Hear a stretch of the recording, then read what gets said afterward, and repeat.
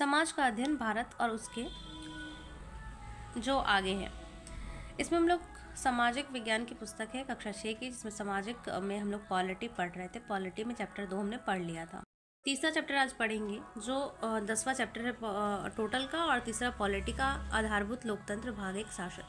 कह रहा है कि राजा नाम धर्म गोप्तारम धर्मो रक्षति रक्षता, यानी कि शासक धर्म की रक्षा करता है और जो धर्म की रक्षा करते हैं धर्म उनकी रक्षा करता है। ये महाभारत से ली गई पंक्ति है। उसके बाद है न्याय के बिना शांति नहीं, समानता के बिना न्याय नहीं, विकास के बिना समानता नहीं, और संस्कृति और लोगों की पहचान और सम्मान के बिना लोकतंत्र नहीं।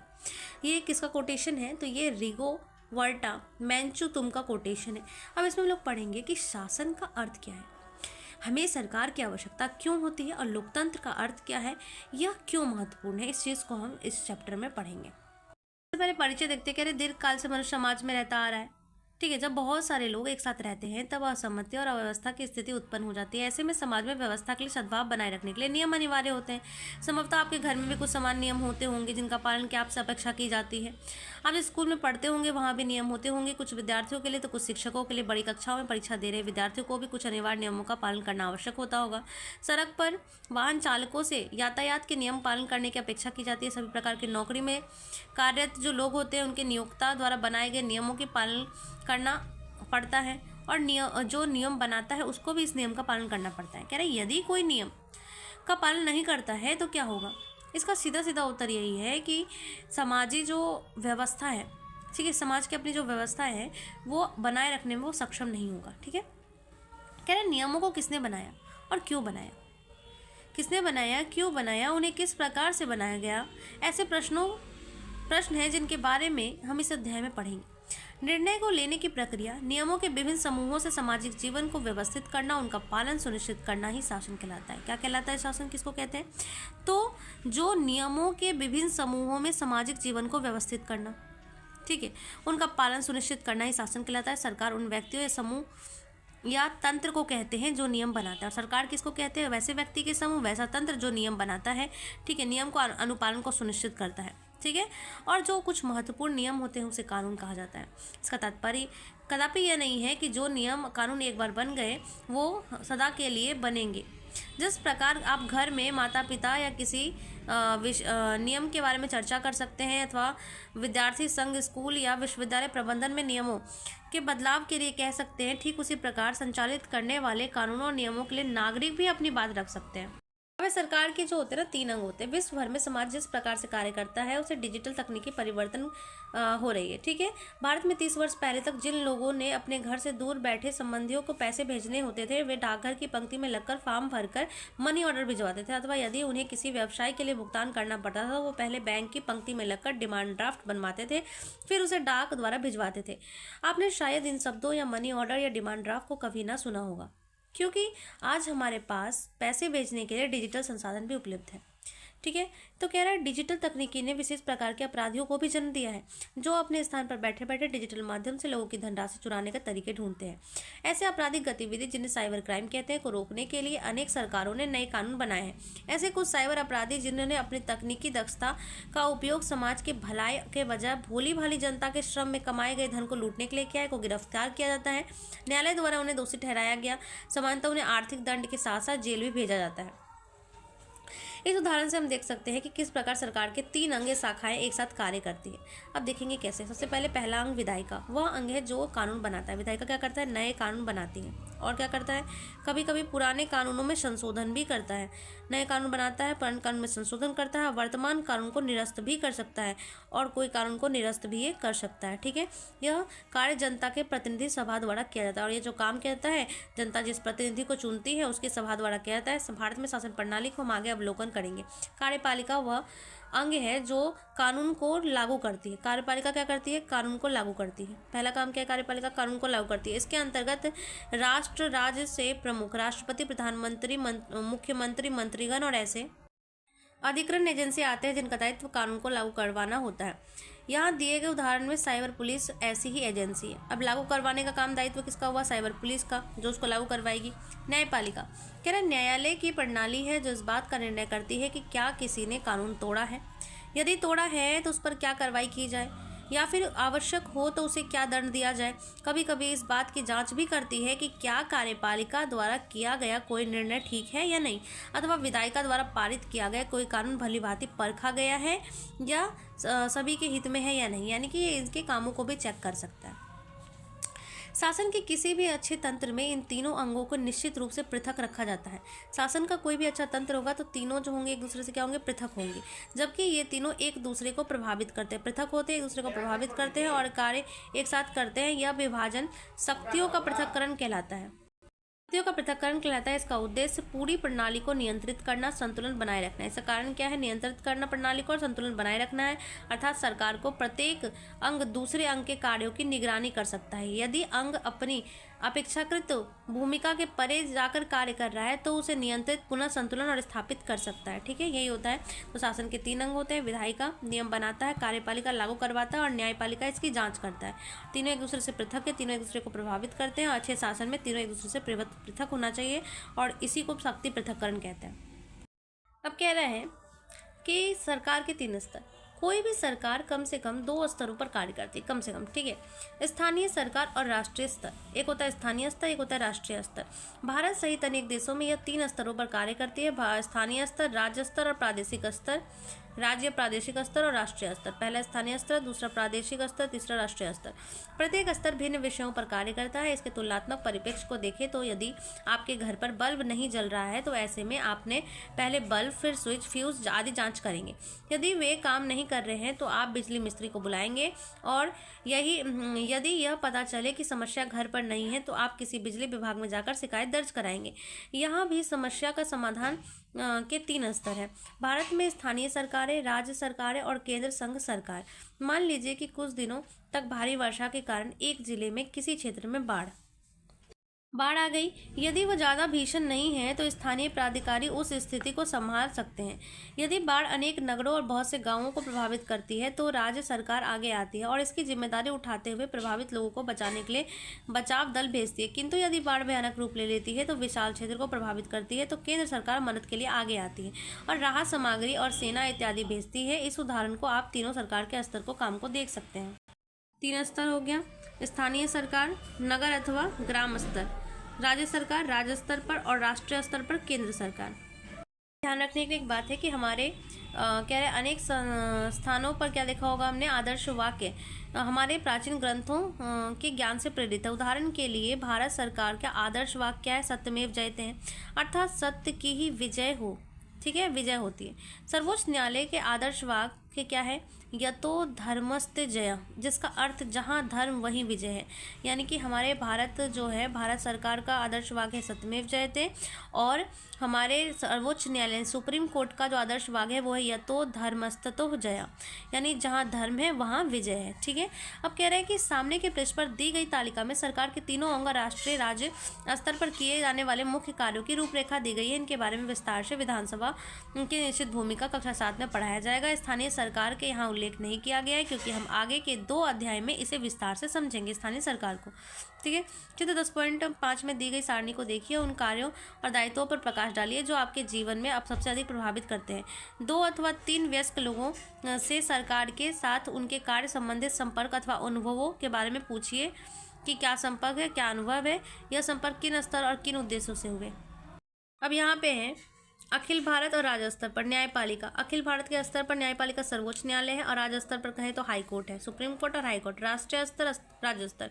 विधायिका की बात करें तो राष्ट्रीय स्तर पर 2 सदन होते हैं, लोकसभा और राज्यसभा, जो राष्ट्रीय स्तर पर कानूनों का निर्माण करते हैं। राज्यसभा, राज्य स्तर पर क्या है तो राज्य एक विधानमंडल अथवा विधानसभा रहे हैं। राज्य में क्या है, राज्य का एक रहता है विधानमंडल अथवा विधानसभा रहे हैं। जो कह रहे हैं, ध्यान रहे कि अधिकांशतः राज्यों में विधानसभा होती है जबकि कुछ राज्यों में ही विधानसभा के साथ साथ विधान परिषद होती है।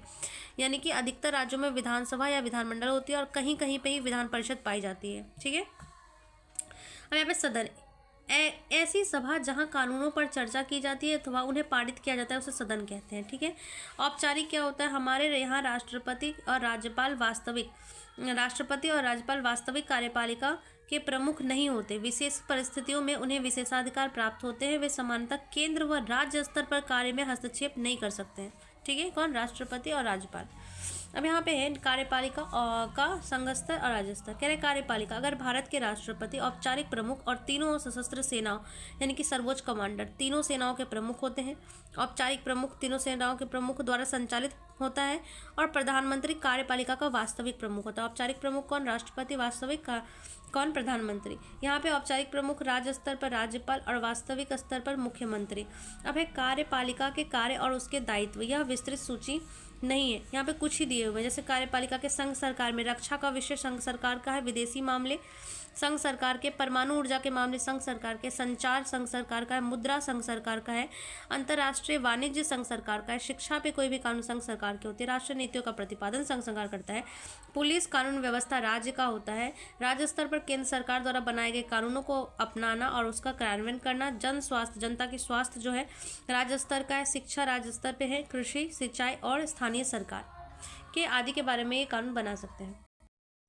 Doctor APJ Abdul Kalam. तमिलनाडु में रामेश्वरम में एक सामान्य परिवार ने 1931 में एपीजे अब्दुल कलाम को जन्म हुआ था। ठीक है, तमिलनाडु में रामेश्वरम में एक सामान्य परिवार में 1931 में इनका जन्म हुआ था। सर्वप्रसिद्ध वैज्ञानिक अब्दुल कलाम भारत के अंतरिक्ष कार्यक्रम, मिसाइल कार्यक्रम और परमाणु क्षमताओं के विकास हेतु महत्वपूर्ण भूमिका के कारण इन्हें मिसाइल मैन के नाम से जाना जाता है। डॉक्टर अब्दुल कलाम 2002 से 2007 तक भारत के 11वें राष्ट्रपति के रूप में कार्यरत रहे थे। 2002 से 2007 तक भारत के 11वें राष्ट्रपति के रूप में कार्यरत रहे। सर्वोच्च प्रतिष्ठा पद पर रहते हुए भी अच्छी शिक्षा और नई खोज के प्रति अपनी गहरी रुचि के कारण जनमानस विशेषकर युवाओं में बहुत गहराई से जुड़े हुए थे। सामाजिक कार्यों के प्रति लगाव, समर्पण और राष्ट्र के प्रति प्रतिबद्धता जैसे गुणों ने लाखों लोगों को प्रेरित किया है। उन्होंने भारत के युवाओं को अपने सपनों को साकार करने के लिए बड़े स्वप्न देखने और कठोर परिश्रम करने को प्रोत्साहित किया है। डॉक्टर कलाम यह दिखाया कि भले ही राष्ट्रपति के रूप में उनकी स्थिति सांकेतिक हो, फिर भी वो लोगों के जीवन को प्रभावित करने में महत्वपूर्ण भूमिका निभा रहे थे। आइए उनके कुछ प्रेरणादायक विचारों पर ध्यान दें। आकाश की ओर देखिए, हम अकेले नहीं हैं। संपूर्ण ब्रह्मांड हमारा मित्र है और जो लोग ऊंचे सपने देखते हैं, उसके लिए काम करते हैं, उन्हें ही सर्वोत्तम सहायता देने के लिए तत्पर है और उन्हें सर्वोत्तम सहायता देने के लिए तत्पर है। ठीक है, उसके बाद कहा कि यदि आप असफल होते हैं तो भी हार नहीं मानिए। FAFL का अर्थ है FAIL यानी फेल का अर्थ है फास्ट अटेम्प्ट इन लर्निंग यानी सीखने की दिशा में पहला प्रयास। अतः अंत यानी कि द एंड नहीं है। वास्तव में END इंड का अर्थ है एफर्ट नेवर डाइज अर्थात प्रयास कभी निरर्थक नहीं होते हैं। यदि आपको उत्तर में ना यानी कि नो मिलता है तो इसका अर्थ है नेक्स्ट अपॉर्चुनिटी अर्थात अगले अवसर के लिए तैयार रहे, अंततः सकारात्मक रहे। तो हर चीज़ का सकारात्मक अर्थ बताया। और क्या बताया? अपने लक्ष्य में सफल होने के लिए अपने लक्ष्य के प्रति एकाग्रचित्त निष्ठा रखिए। स्वप्न का अर्थ सोते समय स्वप्न देखना नहीं, बल्कि स्वप्न वे है जो आपको सोने ना दे। यदि 4 बातों को ध्यान रखें तो बड़ा लक्ष्य रखना। क्या 4 बात? बड़ा लक्ष्य रखो। दूसरा, ज्ञान हासिल करना। तीसरा, कठिन परिश्रम करना। चौथा, सतत प्रयास करना। कुछ भी प्राप्त किया जा सकता है इन 4 लक्ष्यों से। ये है लोकतंत्र। कह रहे हैं कि आपने देखा होगा कि हमने इससे पहले जनप्रतिनिधियों की बात की थी। विश्व में अधिकांश देशों में शासन प्रणाली की नींव के रूप में लोकतंत्र को अपनाया है। इसका अर्थ है अंग्रेजी में डेमोक्रेसी, जो ग्रीक भाषा के 2 शब्द डेमोस अर्थात लोक और क्रेटोस मतलब शासन प्रणाली यानी कि तंत्र शक्ति से बना है। अंतर डेमोक्रेसी का शाब्दिक अर्थ हुआ लोक शासन या गणतंत्र, लोगों का शासन। कह रहे परंतु क्या सभी लोग एक साथ शासन कर सकते हैं? स्पष्ट है कि यह संभव नहीं है। मान लीजिए कि आपकी कक्षा में किसी समस्या को विद्यालय के प्राचार्य ने ध्यान में लाना है, जैसे कि आप कक्षा में कोई समस्या है अथवा विद्यालय की बुनियादी ढांचे में कोई समस्या है अथवा संभवतः आप अपने क्षेत्र भ्रमण यानी कि फील्ड ट्रिप में किसी तिथि को प्रस्तावित करना चाहते हैं। इस स्थिति में पूरी कक्षा प्रधानाचार्य के पास जाएगी। स्पष्ट है कि व्यावहारिक नहीं होगा। बहुत से विद्यालयों में पूरी कक्षा मिलकर कक्षा के मॉनिटर या कक्षा के प्रतिनिधि का चयन करती है। यदि कोई मॉनिटर नहीं भी है तो भी किसी विशेष कार्य के लिए किसी प्रतिनिधि का चयन किया जा सकता है और उस प्रतिनिधि को प्राचार्य के पास भेजा जा सकता है।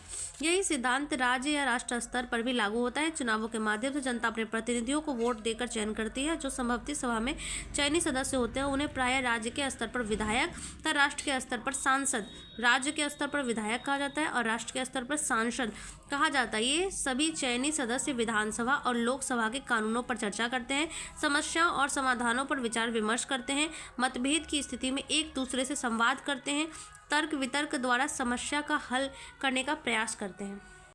कह रहे हैं किसी भी आधुनिक लोकतंत्र की तरह भारत में जनप्रतिनिधि अर्थात लोकतंत्र है। ठीक है, तो भारत में क्या है, जनप्रतिनिधि लोकतंत्र। 2024 के परिप्रेक्ष्य में देखें तो लगभग 97 करोड़ मतदाताओं के साथ भारत विश्व का सबसे बड़ा लोकतंत्र भी है।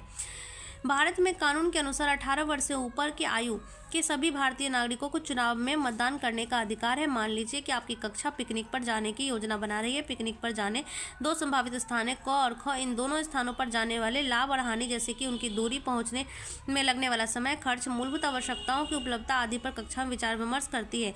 इन स्थितियों में सभी के लिए किसी एक निर्णय पर आना कठिन हो जाता है। ऐसे में शिक्षक निर्णय लेते हैं कि समस्या का समाधान निकाला जा सकता है। क स्थान पर जाने वाले विद्यार्थी अपने हाथ उठाएं और उसके बाद जो विद्यार्थी ख स्थान पर जाना चाहते हैं वे भी अपने हाथ उठाएं। जिस विकल्प में सबसे ज़्यादा विद्यार्थी हाथ उठाएंगे उस विकल्प को पिकनिक जाने के लिए चुन लिया जाता है। यह प्रक्रिया मतदान या वोटिंग कहलाती है। इसे वोटिंग कहते हैं। प्रत्यक्ष लोकतंत्र का उदाहरण है जहाँ स्थान निश्चित करने के लिए प्रत्येक विद्यार्थी की राय ली गई। आधारभूत धरातलीय लोकतंत्र उस तंत्र की ओर इशारा करता है जिसमें समान नागरिकों की भागीदारी को प्रोत्साहित और सुनिश्चित किया जाता है। ठीक है, जैसे कि पृष्ठ 155 पर चित्र 10.4 में दिखाए गए पिरामिड के आधार है। इस प्रकार तंत्र में नागरिक स्वयं को प्रभावित करने वाले निर्णय को अपनी बात रख सकते हैं। भारतीय लोकतंत्र की अन्य विशेषताओं का अध्ययन हम आगे के 2 अध्यायों में करेंगे। ठीक है, अब कह रहे हैं आगे बढ़ने से पहले आपने क्या क्या पढ़ा। हमने पढ़ा कि सरकार और शासन के बिना कोई भी देश नहीं चल सकता। आधुनिक सरकार के 3 अंग है, विधायिका, कार्यपालिका, न्यायपालिका, जिन्हें एक साथ सरकार कार्य करने की आवश्यकता होती है। भारत सरकार 3 स्तरों पर कार्य करती है, संघीय सरकार, राष्ट्रीय सरकार और राज्य स्तर की सरकार। कह सकते हैं राष्ट्रीय, संघीय या राष्ट्रीय सरकार, राज्य स्तर की सरकार और स्थानीय सरकार। लोकतंत्र इस प्रणाली की पूरी रूपरेखा है। यह राज्य और राष्ट्रीय दोनों स्तर पर चयनित प्रतिनिधियों के माध्यम से कार्य करती है।